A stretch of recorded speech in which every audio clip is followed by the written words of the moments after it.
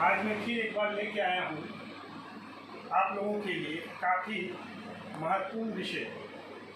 जैसा कि आप लोग जानते हैं कि समाज में कोई भी ऐसा कृत्य जो भारतीय दंड संहिता में वर्णित अगर आप करते हैं तो कानून के नज़र में आप अपराधी बन जाते हैं और आपको न्यायालय दंडित भी कर सकती है। परंतु मैं आपको बताना चाहता हूँ कि कुछ ऐसी भी परिस्थितियाँ हैं जहाँ पर आपने भले ही किसी की हत्या कर दी हो, उसका नुकसान कर दिया हो या उसके साथ कोई घोर उपहति कारित कर दी, फिर भी आपको कानून सजा नहीं देगा। ये कौन सी परिस्थितियां हैं और ये कौन से वर्ग के व्यक्ति हैं जो कानून से अपराध करने के बाद भी ससम्मान बच सकते हैं। तो सबसे पहले मैं आप लोगों को बता देना चाहता हूं कि हमारी भारतीय दंड संहिता जिसमें कि दंड का वर्णन है, उसकी पहली धारा 6 को जब आप देखेंगे तो उस धारा में सीधा वर्णन है कि इस संहिता में वर्णित जो भी अपराध है अगर वो साधारण अपवाद शीर्षक के अंतर्गत नहीं आते हैं तो वो अपराध हैं, और अगर वो साधारण अपवाद के श्रेणी में आते हैं तो उसे अपराध नहीं माना गया है। इसका वर्णन जो है 76 धारा 76 से लेकर धारा 106 तक आपको मिलेगा। आइए जानते हैं कौन है ऐसे व्यक्ति जिनका कृत अपराध होने के बावजूद अपराध नहीं। दोस्तों, कभी कभी ऐसा होता है कि कोई सिपाही अपने आप को विधि द्वारा इस तथ्य के भूल के कारण कि वो विधि द्वारा अपने सीनियर के आदेश को मानने के लिए बाध्य है। एक इंस्पेक्टर उसे आदेश देता है कि तुम भीड़ पे गोली चलाओ और वो गोली चला देता है और एक व्यक्ति की मृत्यु हो जाती है। यहाँ ये कांस्टेबल जो होगा धारा 76 के तहत अपवादित श्रेणी में आ गया है, इस कांस्टेबल को सजा नहीं हो सकती। उसी प्रकार जज और न्यायिक दंडाधिकारी को धारा 77 से प्रोटेक्ट किया गया है। ये धारा कहती है कि जज ने जहां सद्भावना पूर्वक कोई निर्णय दिया हो या कोई आदेश दिया हो, भले वो त्रुटिपूर्ण रहा हो जिससे किसी को क्षति हो गई हो, तब भी जिसने क्षति उठाई है वो जज और न्यायिक दंडाधिकारी को अभियोजित नहीं कर सकते। कभी कभी ऐसी परिस्थिति आती है कि कोर्ट के आदेश के अनुपालन में तथ्य की भूल के कारण कोई व्यक्ति काम करता है या वो समझता है कि जज साहब का ऑर्डर सही था, वस्तुतः वह कोई त्रुटिपूर्ण रहता है, तो भी अगर उसका कृत्य जो है जिससे क्षति हो गई हो किसी की, तो इस प्रकार का निष्पादन करने वाले व्यक्ति को दंडित नहीं करने का प्रावधान 78 में। देखिए, जहां अधिकार है वहां दायित्व भी है। मान लीजिए कि आप रास्ते में जा रहे हो, आपने एक घटना देखी कि कोई व्यक्ति किसी से मारपीट कर रहा है या कोई व्यक्ति किसी के ऊपर बंदूक ताना हुआ हो, और चूंकि हर व्यक्ति का यह अधिकार होता है कि वो दूसरे की भी सुरक्षा करे, और आपने अपने आप को इस अधिकार के अंतर्गत माना और उस व्यक्ति को पकड़ के जबरदस्ती आप थाना ले गए। बाद में पता चला ये रंगमंच के कलाकार थे, इन्होंने कोई अपराध नहीं कर रहे थे, और इस प्रकार आपने गलत व्यक्ति को पकड़ के थाना पहुंचा दिया। अब वो व्यक्ति क्रोधित हो गया, बोला साहब हम तो आप पर केस करेंगे, आप हमको रॉन्गफुल रिस्ट्रेंट कर दिए, आप हमको बेइज्जत कर दिए। तो यहाँ जो है ऐसे व्यक्ति ने जो अपने आप को विधि द्वारा अपने आप को ये माना था, सही माना था, वहाँ 79 के तहत उसको भी छूट प्राप्त की गई है।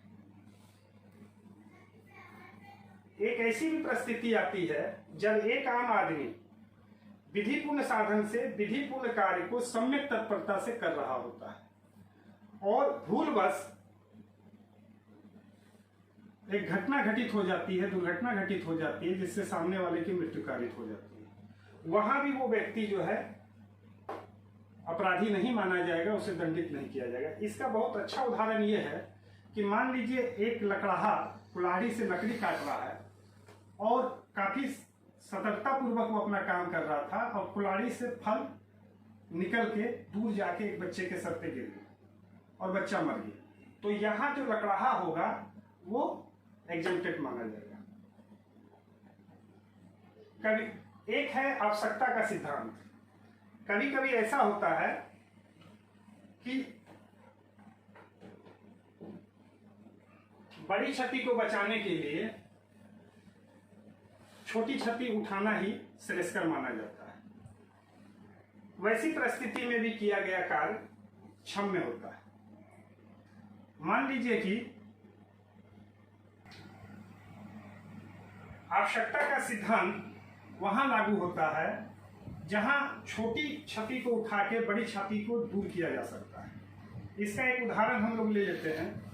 मान लीजिए एक जेट एयरवेज की फ्लाइट और एक एयर इंडिया की फ्लाइट जो है आसमान में उड़ रही थी और एयर ट्रैफिक कंट्रोलर की गलती के कारण दोनों आमने सामने से टकराने वाले थे। उसी समय पायलट की नज़र जाती है और पायलट जो है अपने मॉनिटर को देखता है तो नीचे देखता है कि अगर मैं फ्लाइट को नीचे ले जाता हूं तो दोनों प्लेन जो है सुरक्षित निकल जाएगी और हो सकता है कि ये हेलीकॉप्टर वाले व्यक्ति को क्षति हो भी सकती है, जिसे बचाया भी जा सकता है अगर वो पैराशूट लगा के कूद जाए।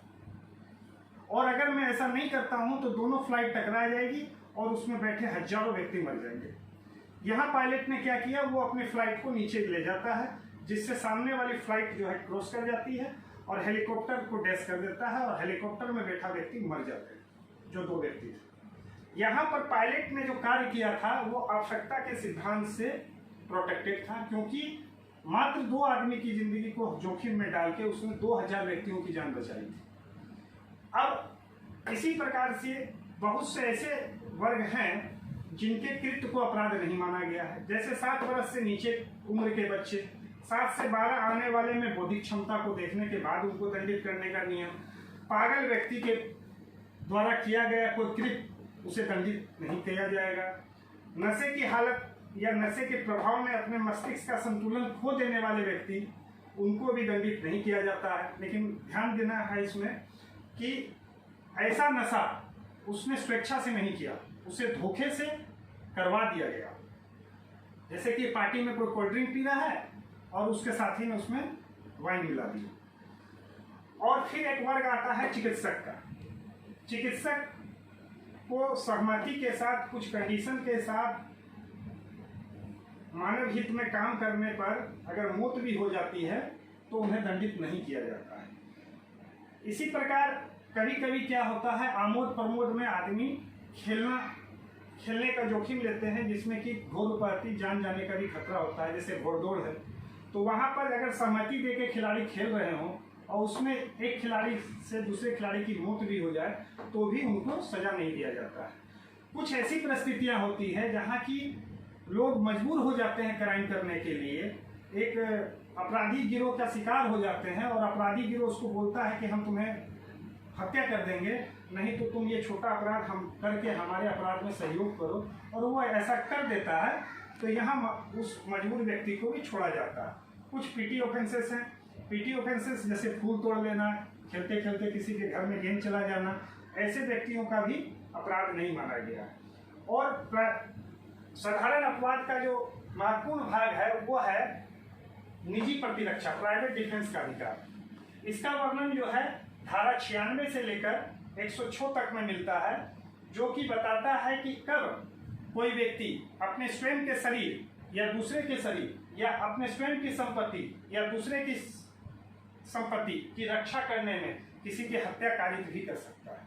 तो दोस्तों, आप लोगों ने अगर अभी तक मेरे चैनल को सब्सक्राइब नहीं किया है तो सब्सक्राइब जरूर कर लें। अगले वीडियो में मैं इस विषय पर विस्तृत बात बताने जा रहा हूं, कई उदाहरण देने जा रहा हूं, और सब्सक्राइब करने का कोई पैसा नहीं लगता है। हाँ, इससे मेरा मनोबल बढ़ेगा और मैं रोचक तथ्यों के साथ विधि के नए नए पहलू को आपके सामने रखूंगा। तो दोस्तों, अगर पसंद आया है तो सब्सक्राइब करें, लाइक करें और दोस्तों को शेयर करें। जय हिंद, जय भारत।